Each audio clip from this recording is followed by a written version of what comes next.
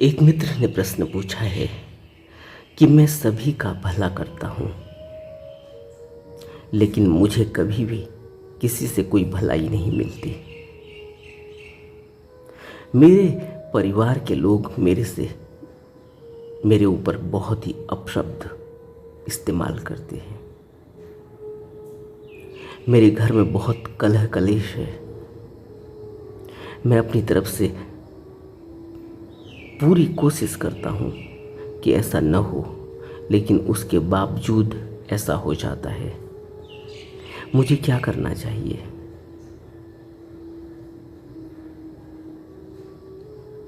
बहुत मुश्किल का काम है कलह कलेश के बीच में जीवन को बिताना, क्योंकि कोई भी व्यक्ति चाहे कितना ही धैर्यवान हो, चाहे कितना ही शांति प्रिय हो,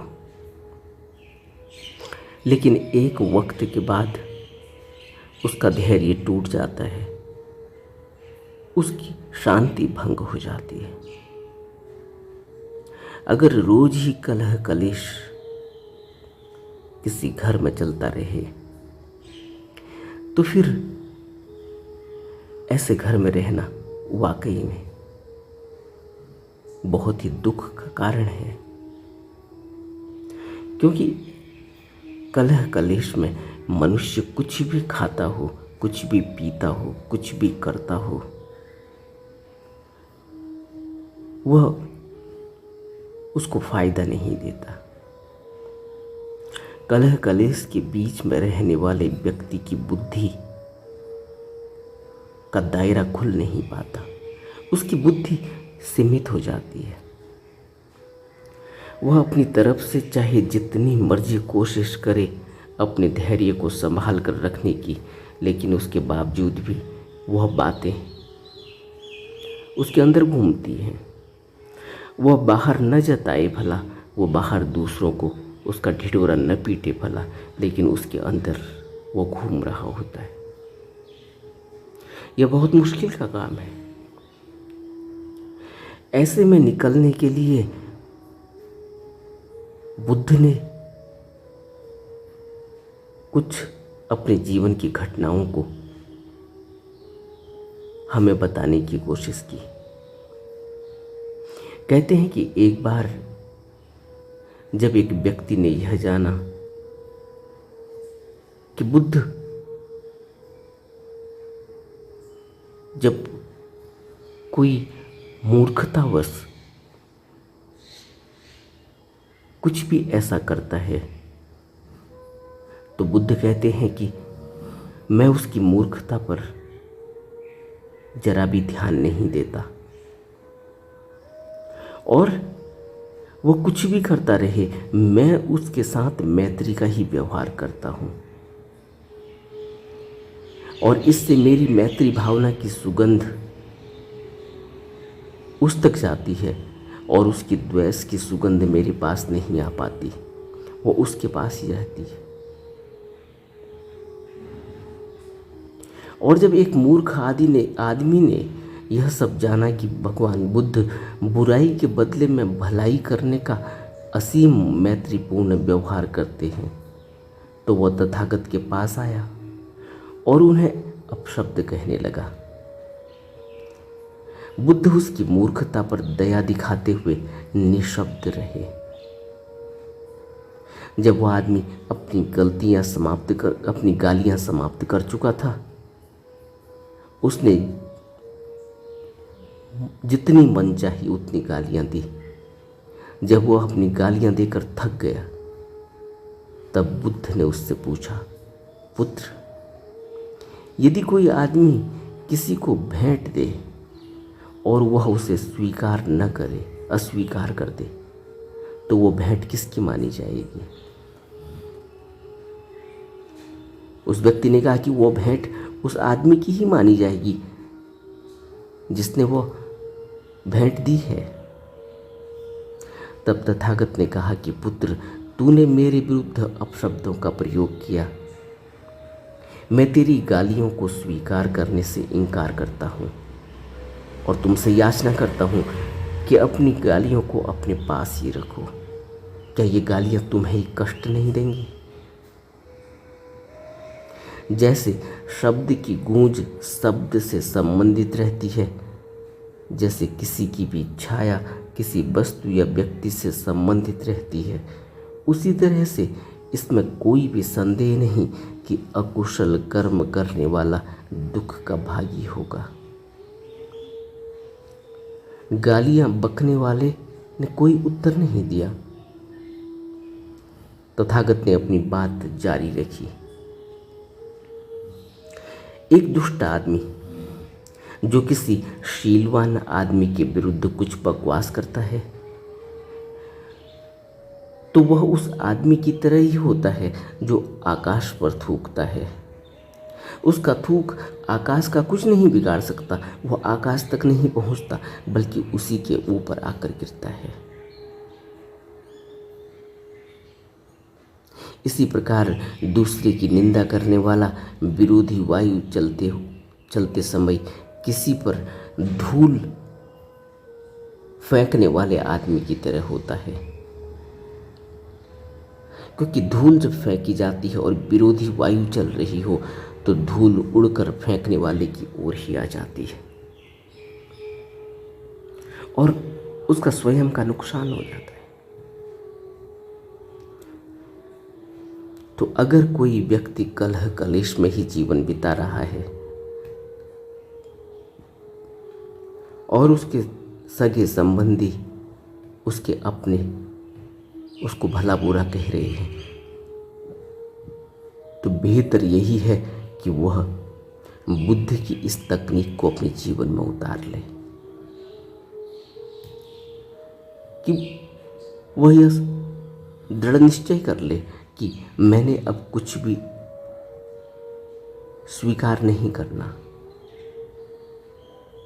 मैंने कोई भी अपशब्द स्वीकार नहीं करने, कोई भी अपशब्द कोई भी गालियां लेनी ही नहीं है। तो फिर वह गालियां उसी के पास वापस चली जाती हैं जो उन गालियों को दे रहा है, जो उनका स्वामी है। लेकिन यह बहुत मुश्किल का काम है।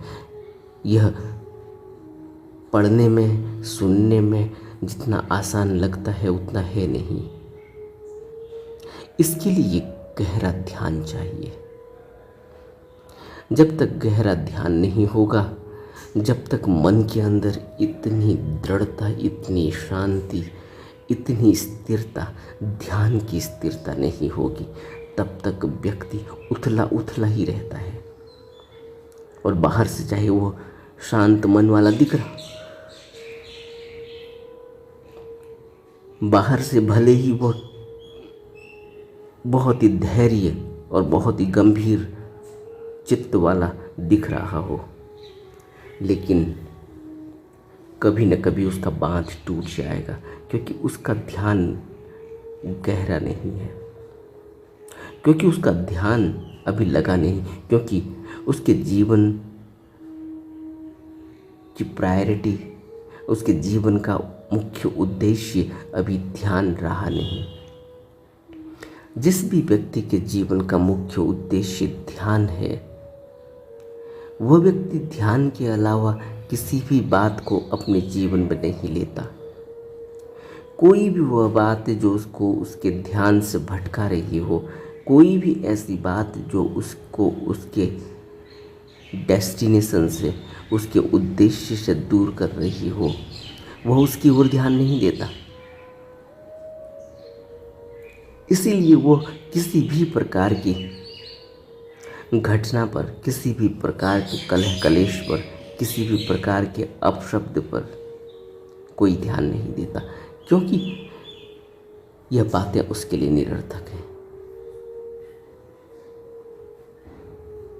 वह उन्हीं चीज़ों में ध्यान देता है जो उसके ध्यान को बढ़ा रही है। वह उन्हीं चीज़ों में ध्यान देता है जो उसको आध्यात्म की प्रगति की ओर ले जा रही है। वह उन्हीं चीज़ों में ध्यान देता है जो उसको धम्म की राह पर चलने में सहायक है। बुद्ध के धम्मपद सूत्र हमें इसी तरह की उलझनों से पार निकलने का एक नायाब तोहफा है। तो हमें कभी भी यह नहीं समझना चाहिए कि कलह कलेश के बीच में हम रह रहे हैं तो हम रह नहीं सकते। हम रह तो सकते हैं, लेकिन अगर हमने ध्यान रूपी नौका का सहारा लिया है तो यह ध्यान रूपी नौका हमें इस जंजाल से मुक्त कर देगी, पार लगा देगी। लेकिन यह बिना ध्यान के नहीं घटने वाला।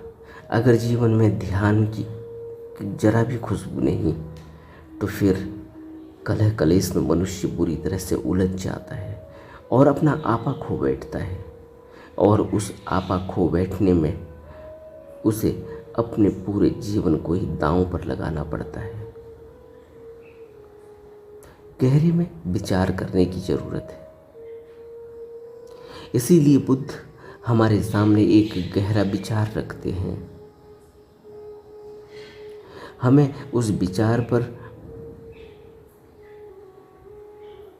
उसका हल निकालने के लिए हमें सहारा देते हैं। यही हमारी प्रैक्टिस है कि कोई भी चैलेंज हमारे सामने आता है तो हम उसे किस तरह से निपटते हैं, यह हमारे ध्यान पर निर्भर करता है। जिस व्यक्ति के अंदर ध्यान नहीं, उस व्यक्ति के अंदर थोड़ी सा भी चैलेंज आता है ज़िंदगी में, थोड़ी सी भी परेशानी आती है ज़िंदगी में, तो वह व्याकुल और व्यथित हो जाता है और अपना आपा खो बैठता है और वह मूर्खतापूर्ण कृत्य कर बैठता है जिसका खामियाजा उसे पूरी जिंदगी और न जाने कितने जन्मों जन्मों तक कर्मों के रूप में भुगतना होता है। और सभी कर्मों का फिर भुगतान सहना पड़ता है। सभी कर्मों को अपने जीवन में उन गलतियों का एहसास हो भी गया हो भला, लेकिन फिर भी उनको सहन करना पड़ता है। इसीलिए ध्यान की आवश्यकता है। ध्यान से मनुष्य अपने आपे को बना कर रखता है, अपना आपा नहीं खोता और समझता है कि क्या उसके लिए अनिवार्य है, आवश्यक है, क्या उसके लिए दुख है और क्या उसके लिए सुख है। वो दुख सुख के सहारे दुख सुख में भेद करता है अपनी ध्यान भावना से। ध्यान भावना से ही उसके अंदर विवेक की जागृति होती है, प्रज्ञा की जागृति होती है और ध्यान भावना से ही उसके अंदर यह समझ पैदा होती है कि उसके जीवन की कितनी मूल्यता है और उसके जीवन की यह मूल्यता इन व्यर्थ के कलह कलेश में बर्बाद हो रही है।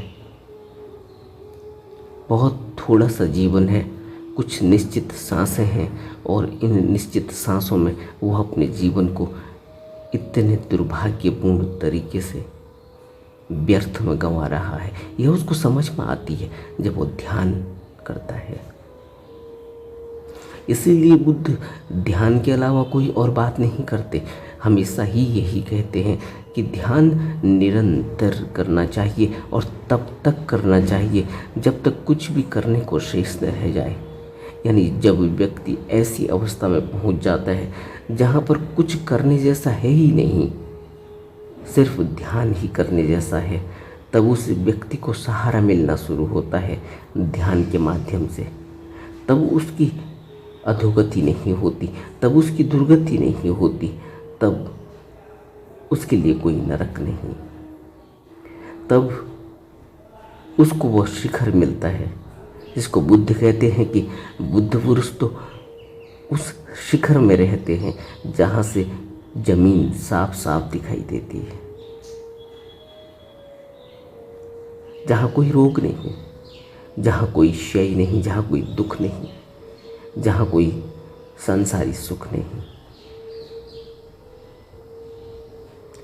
हमें वचनों पर गहरे में विचार करना चाहिए और अपने जीवन को इतनी बुरी तरह से उलझाने के बजाय सुलझाने की कोशिश करनी चाहिए और कलेश से ऊपर उठना चाहिए। कलह कलेश में कुछ भी नहीं रखा।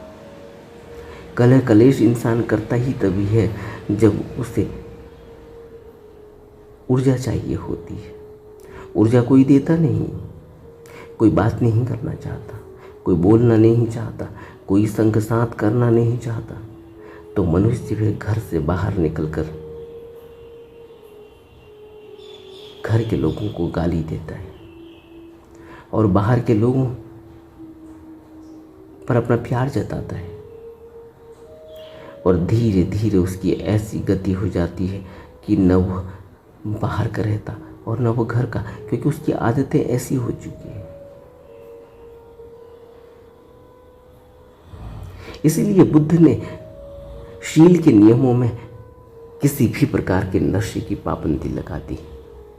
नशा मनुष्य के मन को बुरी तरह से बर्बाद कर देता है, क्षीण कर देता है। उसके अंदर सोचने समझने की क्षमता जग नहीं पाती, उसके अंदर विवेक की जागृति नहीं हो पाती, उसके अंदर प्रज्ञा का जन्म नहीं हो पाता। प्रज्ञा, विवेक, सोचने समझने की ताकत तभी पैदा होती है जब मनुष्य संवेदनशील होता है, और संवेदनशीलता किसी भी प्रकार के नशे से प्राप्त नहीं की जा सकती। नशे से तो मनुष्य जड़ हो जाता है। इसलिए गहरे में बुद्ध के वचनों को अपने जीवन में उतारने की कोशिश करनी चाहिए। नमो बुद्धाय।